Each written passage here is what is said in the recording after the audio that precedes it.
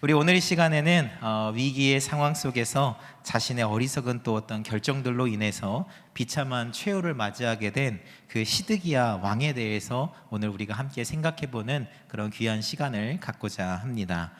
여러분, 시드기야는 여호와긴이라고 하는 주전 597년에 바벨론로 포로로 끌려간 이제 여호와김이 바벨론으로 포로로 끌려간 이후에 바벨론에 의해서 21살에 남유다의 왕으로 세워진 사람이 바로 이 시드기야였고, 그 시드기야는 즉 친바벨론파의 왕이었던 사람입니다. 그리고 그 남유다의 마지막 왕이었던 것이죠. 그런데 그 가운데에서 이 친바벨론파, 그러니까 바벨론이 세운 왕임에도 불구하고 그 시드기야가 이 바벨론을 배반하고서는 애국과 동맹을 맺으면서 그 바벨론에게 바쳐야 될 조공을 중단하는 일을 벌이게 되어집니다. 그래서 그 일로 인하여 가지고 그 바벨론의 왕이었었던 느부갓네살 왕이 주전 588년 1월 달부터 주전 586년 7월까지 약 한 3년에 걸쳐서 이 예루살렘 성을 완전히 포위를 한 상태로 예루살렘 성을 완전히 함락시키게 되어지지요. 그런 가운데에서 오늘 본문 3절을 보면 예루살렘 성에 기근이 심하고 그 땅에 양식이 떨어졌다라고 이렇게 말을 하고 있습니다.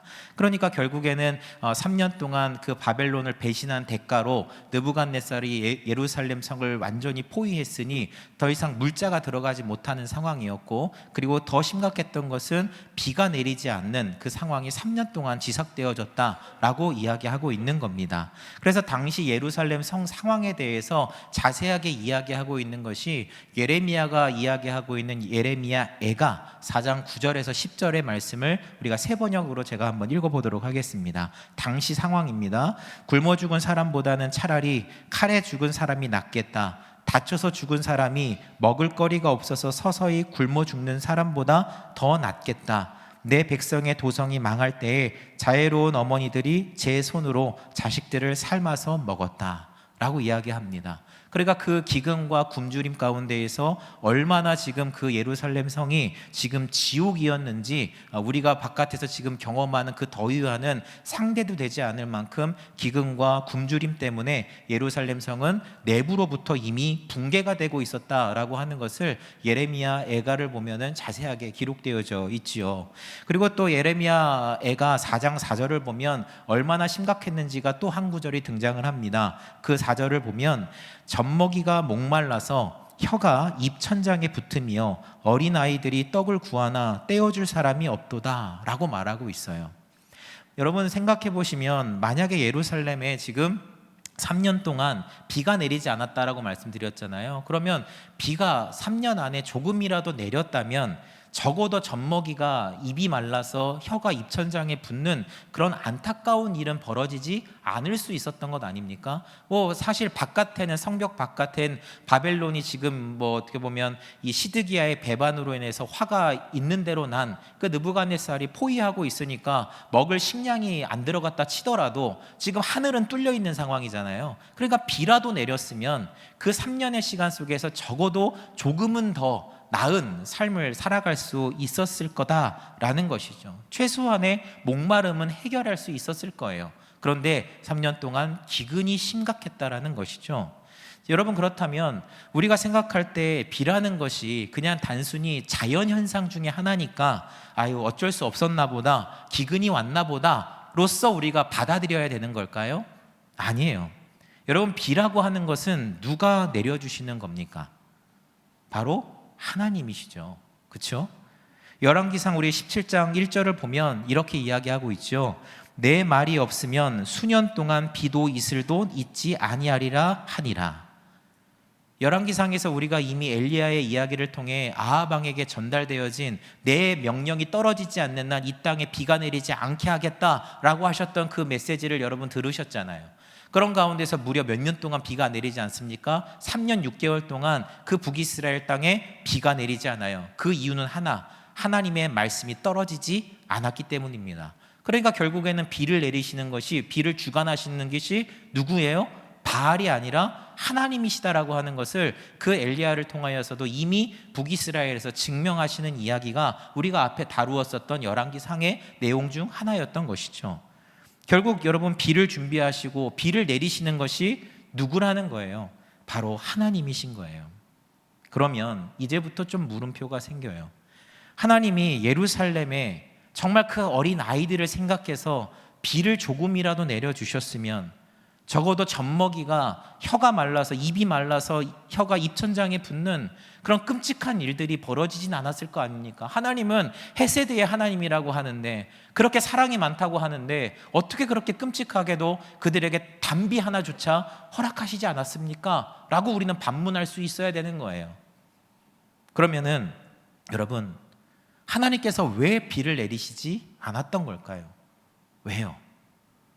그 이유는요, 시드기야가 하나님 앞에서 항복을 선언하지 않았기 때문에 그렇습니다.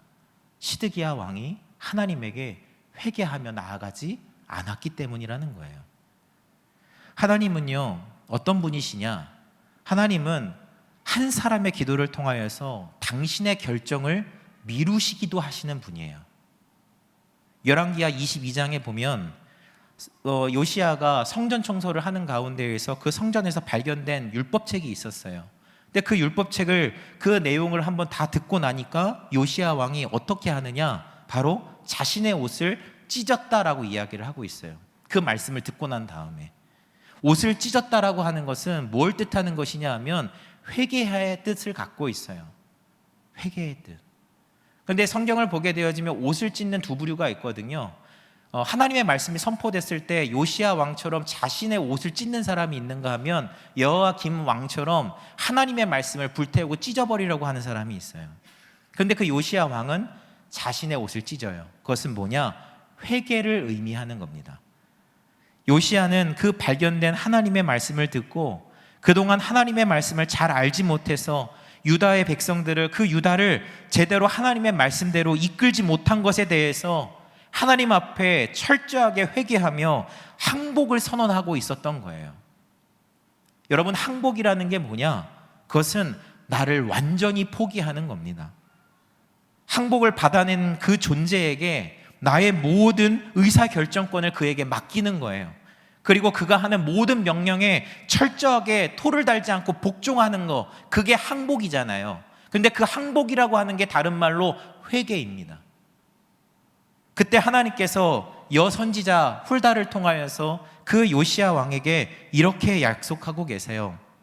열왕기하 22장 19절에서 20절, 우리 세 번역 성경인데요, 우리 한 목소리로 함께 한번 읽어보도록 하겠습니다. 시작. 이곳이 황폐해지고 이곳의 주민이 저주를 받을 것이니라. 나의 말을 들었을 때 너는 깊이 뉘치고 나 주 앞에서 겸손하게 무릎을 꿇고 옷을 찢고 내 앞에서 통곡하였다. 그러므로 내가 내 기도를 들어준다. 나 주가 말한다. 그러므로 내가 이곳에 내리기로 한 모든 재앙을 내가 죽을 때까지는 내리지 않겠다. 내가 너를 내 조상에게 보낸 때에는 내가 평안히 무덤에 안장되게 하겠다. 그들이 들어와서 이 말을 왕에게 전하였다. 아멘. 여러분, 무슨 얘기예요? 요시야 왕이 하나님의 말씀을 듣고 그가 회개의 몸짓으로 자신의 옷을 찢으며 하나님 앞에 어떻게 뉘우쳤대요? 깊이 뉘우치고 주 앞에서 겸손하게 무릎을 꿇고 주님 앞에서 통곡했다. 그것을 뭐라고 하느냐? 회개했다라고 얘기하는 거예요. 그래서 내가 오늘 너의 기도를 들어주겠다라고 얘기해요. 그 기도의 제목이 뭡니까? 바로 그 요시야의 기도를 통하여서 지금 너에게 당장이라도 심판이 내려져야 되는, 남유다에 내가 당장 심판할 수도 있는 상황이지만 너의 회개를 통하여, 너의 찢음을 통하여서 너가 적어도 죽는 그날까지 그 심판을 네 눈으로 목격하지 않게 그것을 지나가게 하겠다라고 하나님께서 약속하셨다라는 거예요. 그러면 여기서 이제 오해의 소지가 있죠. 요시야가 기도했더니 하나님이 요시야한테 은혜를 베풀어서 요시야 죽기 전까지는 그럼 심판당하는 꼴을 안 당하게끔 은혜를 베풀어 주셨구나, 개인한테 은혜를 주셨구나 라고 생각할 수 있어요. 근데 그렇지 않습니다. 이 얘기를 잘 생각해 보시면 요시야 한 사람에게 내가 너를 심판당하는 것을 보지 않게 하겠다라고 약속하시는 게 아니죠. 요시야 한 사람에게 그 하시는 약속이 아니라 요시야 한 사람을 통하여서 바로 그 남유다의 지금의 세대와 그 시대에 내가 그 심판을 보류하겠다라고 얘기하고 계시는 거예요. 요시야만 안 보게 하겠다가 아니라 너 빼고 나머진 심판이야, 그게 아니라 요시야, 너 때문에 지금 다른 사람들이 너를 통하여 그 심판을 목격하지 않을 거야 라고 하나님께서 그에게 은혜를 베풀고 계시다라는 겁니다. 여러분, 그러니까 하나님은요, 단 한 사람의 그 깊은 회개를 보시고 국가적인 그 심판도 보류하시는 은혜의 하나님이심을 여러분 기억하시기를 간절히 바라요. 자, 그렇다면 우리 다시 오늘 본문으로 돌아와서 비를 내리시는 분이 누구십니까? 하나님인 거예요. 그러나 예루살렘 성에 그 비를 막고 있는 것은 하나님이 아니라, 하나님이 비를 내려주시지 않고 있는 게 아니라 하나님의 말씀 앞에서 결코 자신을 찢지 않으며 회개의 자리로, 항복하는 자리로 나아가지 않고 있었던 그 시드기야의 문제였다라는 겁니다. 하나님은 시드기야에게 계속해서 예레미야라고 하는 선지자를 통하여 그를 보내어서 바벨론에게 항복하는 일만이 네가 할 수 있는 유일한 길이고 그 일만이 너를 살릴 수 있는, 백성을 살릴 수 있는 길이다 라고 계속해서 말씀해 주셨지만 끝끝내 그것을 무시해버려요. 그래서 예루살렘 성에 갇혀서 지금 굶어 죽고 있는 상황이었던 것이죠. 그런데도 하나님 앞에 회개하지 않고 있어요. 그 말씀 앞으로 나아가고 있지 않아요. 그러니까 결국 그 비의 부재는 그의 회개와 그 말씀으로 돌이키지 않는 시드기야 왕의 문제였다라는 것입니다. 사랑하는 여러분, 하나님의 말씀 앞에서 그렇다면 나는 그 말씀 앞에 나를 찢고 계신지 한번 고민해 보셨으면 좋겠어요. 하나님의 말씀 앞에서 나는 정말 항복을 선언하면서 늘 회개의 무릎으로 여러분이 지금 나아가고 있는가? 그렇게 하나님이 나를 그렇게 바라보고 계실까? 여러분 기억하셨으면 좋겠어요. 생각해 보셨으면 좋겠어요. 그런데 하나님은 중요한 것은 그런 회개하는 자들의 모습을 하나님은 기억하신다라는 거예요. 그리고 그 모습 때문에, 우리의 그 회개의 모습 때문에 단비가 필요한 우리의 가정에 은혜의 단비를 내려주신다는 거예요.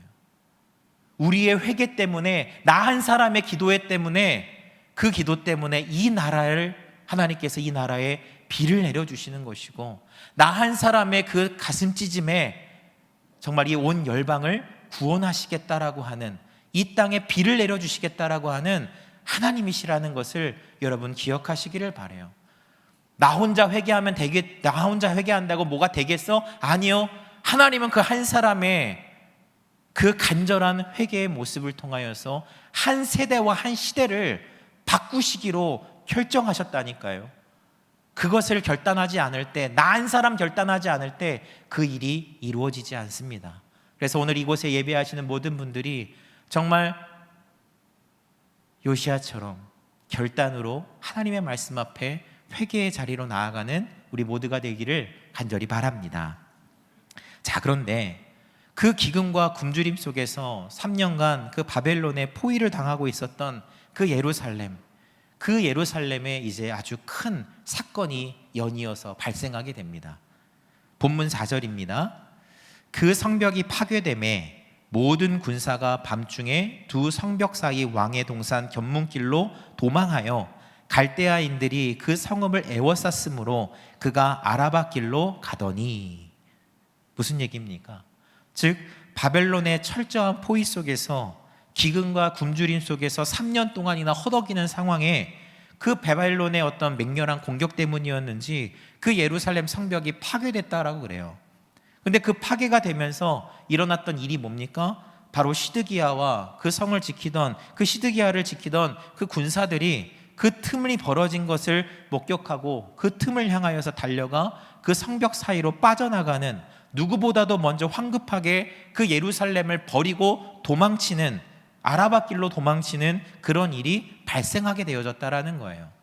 백성 버리고 성 버리고 도망이라도 갔으면 잘 살아야 될 거 아니에요. 근데 안타깝게도 얼마 가지 못해서 그 바벨론의 그 군사들에 의해서 이 시드기야가 체포가 되게 됩니다. 그리고 그가 체포되어져서 여러분 잘 아시는 것과 같이 그 느부갓네살을 배신한 대가로 자신이 사랑하는 아들들이 죽는 처형당하는 장면을 본 채 그 보자마자 그 두 눈을 빼서 그를 바벨론으로 끌고 가 평생토록 그 감옥에서 죽을 때까지 가둬놓는 그런 처형을 그가 당하게 되어진다라는 것이죠. 결국 그 시드기야는요, 백성들을 버리면서까지 도망쳤던 거예요.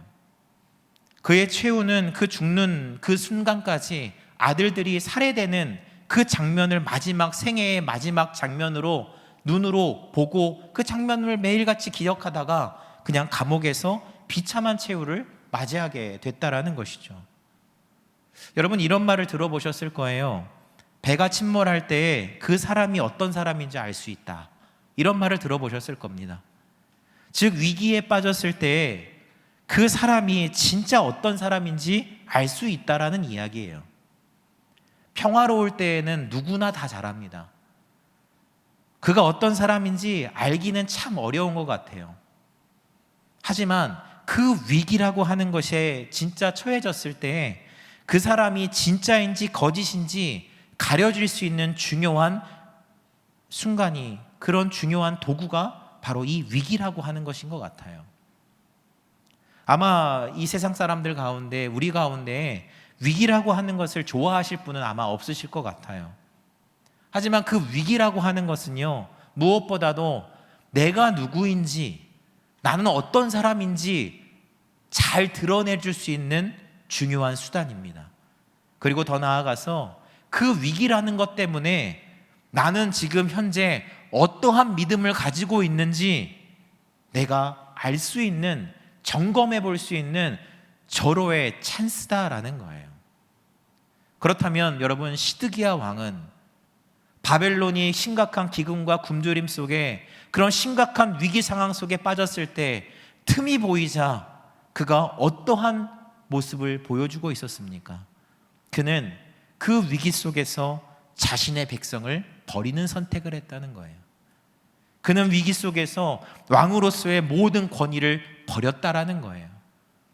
그리고 더 중요한 것은 그는 그 위기 속에서 바로 하나님을 버리고 자신의 신앙을 버리고 도망치는 선택을 했다라는 것을 여러분 기억하시기를 바랍니다. 여러분, 타이타닉이라는 영화 잘 아시죠? 여기 계신 분들은 타이타닉 영화 다 보셨을 것 같아요. 타이타닉 영화를 보면 배가 침몰해가는 그런 위기 상황 속에서 마지막 순간에 사람들이 어떠한 모습들을 보여주는지 아주 잘 담아낸 저는 영화라고 생각을 합니다. 타이타닉 호가 아무 일 없이 평화롭게 항해할 때는 거기에 나오는 사람들은 너무나도 고귀하고 품위 있고 매너가 넘치는 사람들이었지만, 빙산에 부딪혀서 그 배가 점점 침몰하는 위기에 빠지자 그 품위 있고 고귀하고 정말 매너 있던 사람들이 어떠한 모습으로 변하던가요? 바로 구명정에 올라타기 위해서 서로 다투고 정말 그 안에서 잔인하게 비굴하게 정말 이기적으로 변하는 모습들이 그 타이타닉 영화에 보면 너무나도 잘 나와 있지 않습니까? 그런데 그 위기의 순간 전혀 다른 선택을 하는 사람들이 또 있었다라는 거예요. 그 배가 침몰해가는 그 가운데 사람들이 여기저기에서 비명을 지르며 절망하면서 갑판 위에서 있을 때 그 갑판 위에 8명의 악단들이 찬송가 우리가 잘 아는 내 주를 가까이 함은 이라는 그 찬양을 연주하는 장면이 명장면으로 등장하는 것을 아마 잘 아실 거라고 생각해요.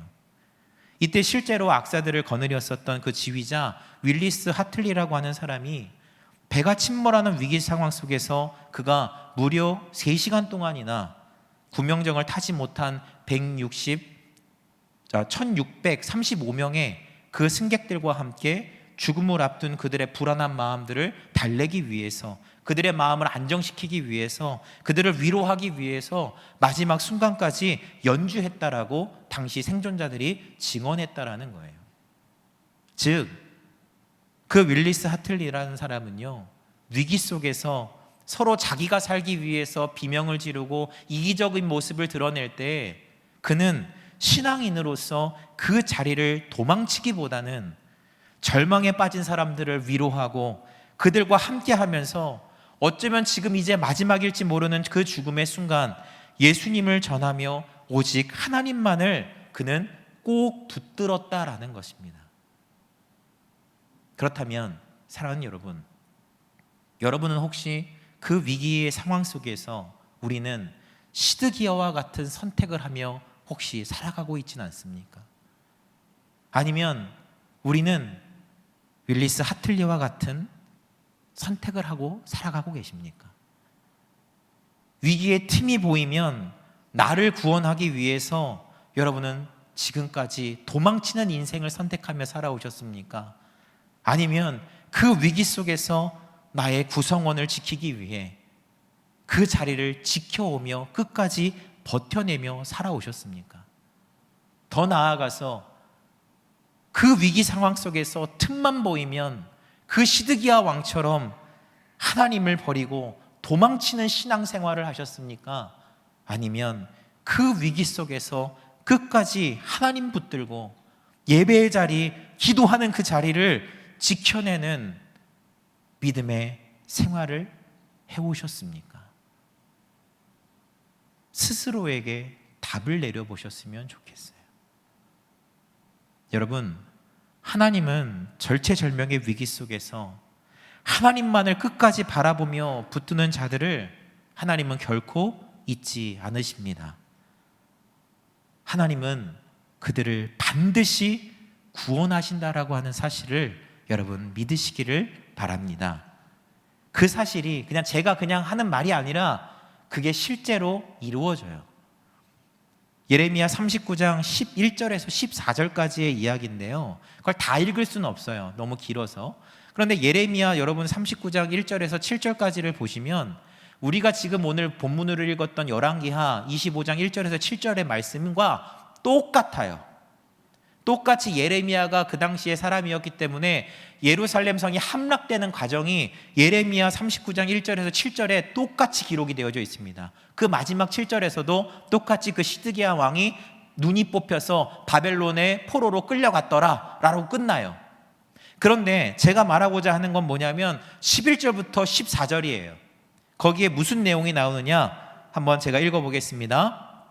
바벨론의 느부갓네살 왕이 예레미야에 대하여 사령관 느부사라단에게 명령하여 이르되 그를 데려다가 선대하고 해하지 말며 그가 내게 말하는 대로 행하라. 아멘. 뭐라고요?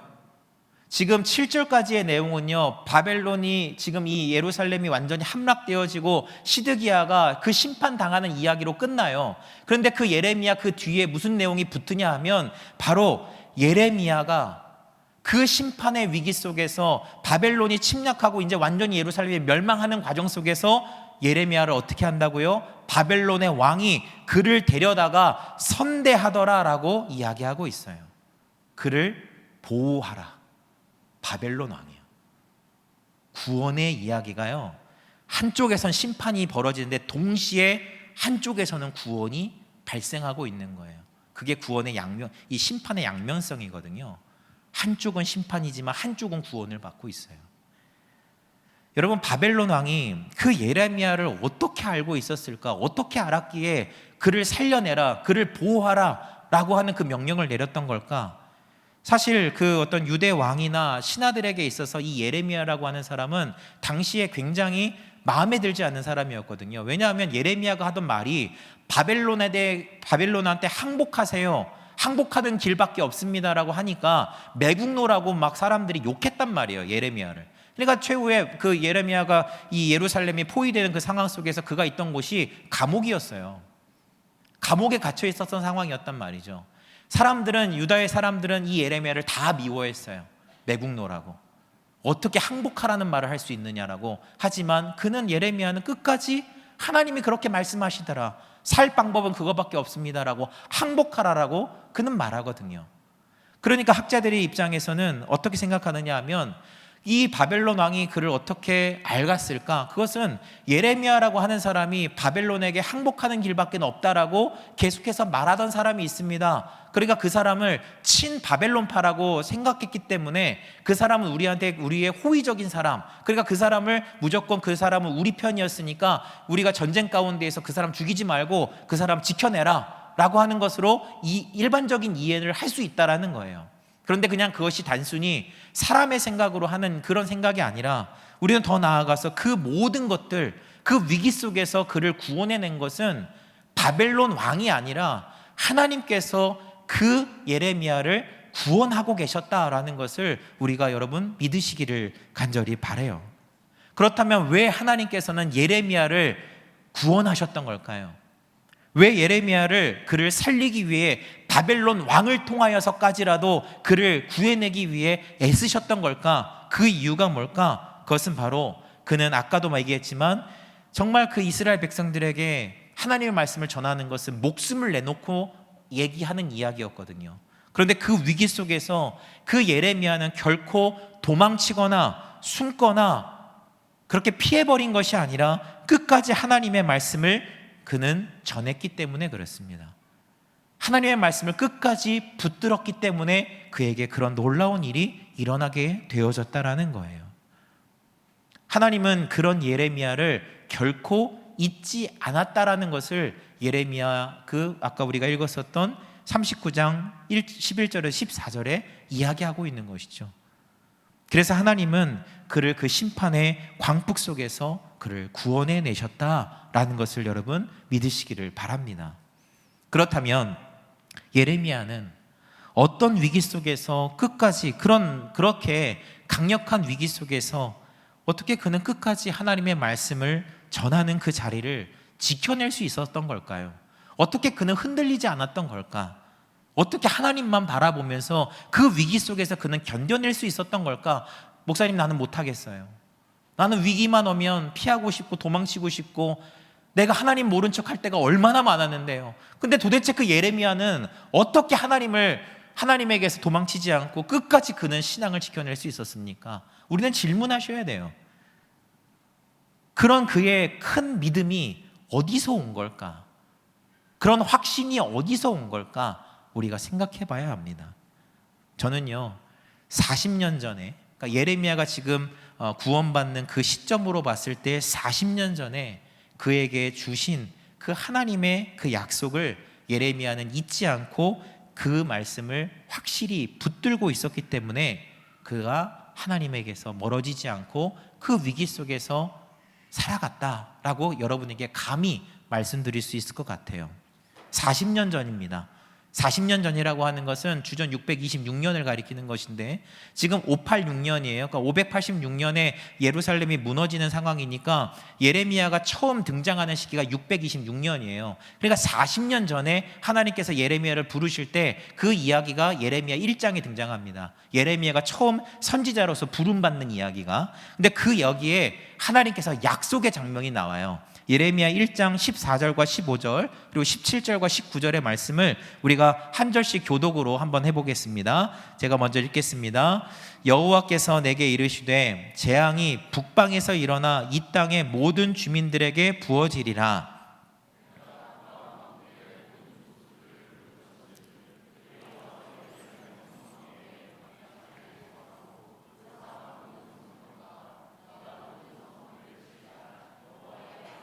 자, 여기까지. 여러분 14절과 15절에 나오는 북방에서 일어나는 일, 그게 무슨 얘기냐 하면 그것이 예레미야 1장에 나오는 그 끓는 가마솥 환상이거든요. 그 가마솥이 지금 부어지는 게 어디서 부어지냐? 북방에서, 바벨론이 북쪽에서 오는 거예요. 그러니까 지금 예레미야가 지금 이 나이대가 한 20세에서 24세를 우리가 추정을 하는데 그가 부름받을 때 하나님께서 40년 전에 이미 뭘 계획하신 거예요?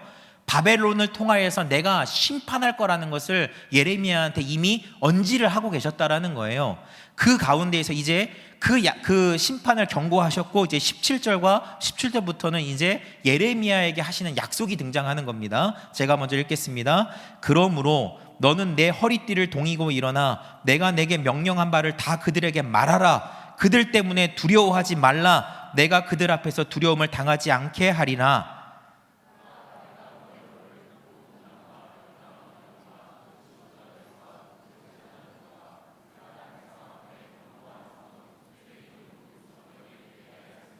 같이 읽습니다. 그들이 너를 치나 너를 이기지 못하리니 이는 내가 너와 함께하여 너를 구원할 것임이니라. 여호와의 말이니라. 아멘. 여러분, 지금 이 이야기가 이해가 되십니까? 여러분, 예레미야에게 40년 전에 하나님은요, 북방에서 그 북방을 일으켜서 내가 심판할 거라고 말씀하셔요. 그 심판은 절대로 취소되지 않는다라고 말씀하세요. 그러나 이제 너는 내 허리띠를 동여매고, 그러니까 유대인들은 통짜 옷을 입었으니까 허리띠를 동여맨다는 것은요, 전쟁 준비하라는 거예요. 옷을 이게 바짝 매야 뛸 때에 걸리적거리지 않거든요. 치마가 펄럭거리지 않으니까. 그러니까 허리띠를 돌려매고, 지금 너는 그들을 향하여 나아가서 내가 명령한 그 말을 너는 전하라. 그 전하는 가운데에서 뭐 하지 말라고요? 두려워하지 말아라 라고 명령하세요. 근데 그 두려워하지 말라는 전제가 뭐냐 하면, 누구를 두려워하지 말라? 18절에 보니까 그 온 땅과 유다 왕들과 그 지도자들과 그 제사장들과 그 땅 백성 앞에 라고 이야기해요. 지금 예레미야를 힘들게 했었던 모든 사람들이 등장을 해요. 그 모든 사람들이 너의 편이 되어주지 않을 거래요. 다 너를 공격할 거래요. 너를 칠 거래요. 그런데 내가 너를 어떻게 하겠다? 견고한 성읍으로, 견고한 쇠기둥으로, 견고한 노성벽으로 내가 너를 만들 거야. 그러니 너를 이기지 못할 거다. 지금 여러분, 성읍, 쇠기둥, 성벽은요, 공격의 수단이 아니에요.